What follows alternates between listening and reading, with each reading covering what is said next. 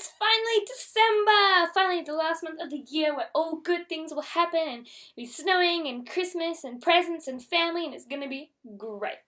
So first thing I want to mention in my video today is that I want to thank Rachel, who is Negative Pessimist, who gave my birthday presents and Christmas presents early, which consisted of My Life Next Door and The Impossible Knife of Memory, which she also annotated different parts throughout it. And I'd also like to thank her for giving me a little pack of cards of things that I can talk about in my video. So I'm going to pull one from here today, and that's pretty much what my video is going to be about.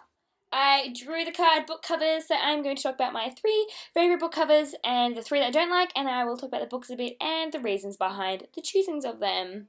Start off with my 3 favourite books, and the first one will have to be Masquerade by Kylie Fornazier, which is a book set in the 1750s in the Carnival kind of era, and it's pretty much like the secrets of people's lives coming out through the balls and everything like that, so it's going to be really good. What I love the most about this cover is the simplicity of it, and yet it still says exactly what the title and everything would be. So the purple of it's really nice, and you can see the face on there, and the mask set for Masquerade, so it's pretty simple, and I just really liked this cover when I first saw it.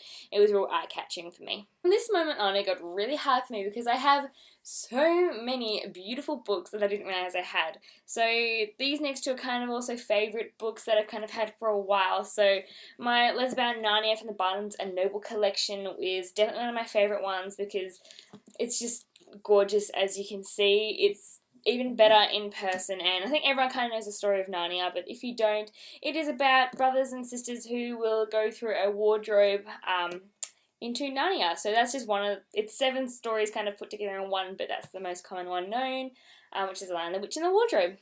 And of course, the book that I'm always talking about as being one of my most beautiful ones would have to be Outlander's 20th Anniversary Edition by Diana Gabaldon, and that is about young Claire Randall, who travels through time and meets Jamie Fraser, and it is the events of their life kind of unraveling as she tries to return home. So this cover is definitely the most beautiful thing I ever have owned. It's got a padded cover, and the tops of it is engraved and raised and everything, so it just feels wonderful, and it looks wonderful, and the colours are perfect, and it is just a really, really, really, really, really, really, really, really great book. And now for the 3 books that I don't like, which I hope no one takes offence to this, it's just that my personal opinion on these books. It's kind of like more some series that have the same kind of theme throughout it, which I don't like, but these are probably the worst covers from the actual series that they're in. One series that I have talked to a few people about that I just don't like would have to be the Vampire Academy cover books, which mainly features a girl's face on half of them with a creepy man in the background, or with him trying to kiss her neck, and it's just kind of weird to me. I mean, these just have a really weird cover. I don't picture any of the characters looking like that, and it's just real dark and gloomy, and I don't feel it really fits into the storyline very well. This is the 2nd book in the Vampire Academy novel, which, don't be fooled by its name, it's still really good besides that. It features around a young vampire called Rose who goes to a school full of vampires, and it's kind of just her trying to get through her school life there. A lot of the generic covers that I have seen, it features mostly a girl kind of just like posing in the middle of the page in some exotic gown with perfect hair and this perfect background, but I think the worst one out of all that I have seen would have to be A Radiant Sky by Jocelyn Davies. It's kind of like a glare coming off the screen there, but I don't think the dress is flattering on her at all. She's at a weird angle, makes her kind of look pretty creepy. It just hasn't got much beauty in the photo for me.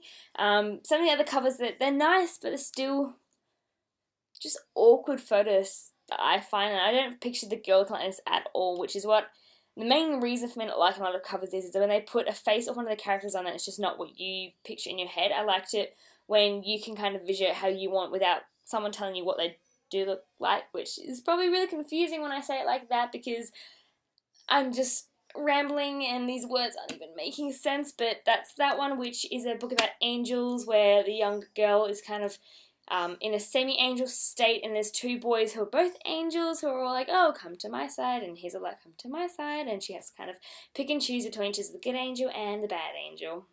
Lastly, it is a recent book, but this cover of In the Afterlight, which is from The Darkest Minds, which once again is just an awkward pose to me. She's just crouched down in the middle of a crushed building area kind of thing, and if that's Ruby, I really didn't ever picture her like that. So I haven't read the book yet, but as soon as I saw the cover, I was kind of like, I wish I'd got the other edition. But that's that one. I mean, it's still good. The Darkest Minds is still a good book. I just never really liked these cover versions that they've released, so hopefully I can get a nice cover soon. Thank you for watching my video once again, and feel free to tell me what your favourite covers are and what your least favourite covers are, because I will certainly avoid the least favourite covers. But anyway, I will be back next week to talk about another topic from this pile that Rachel did for me, and hopefully you guys have enjoyed it. So thank you for watching once again, and bye!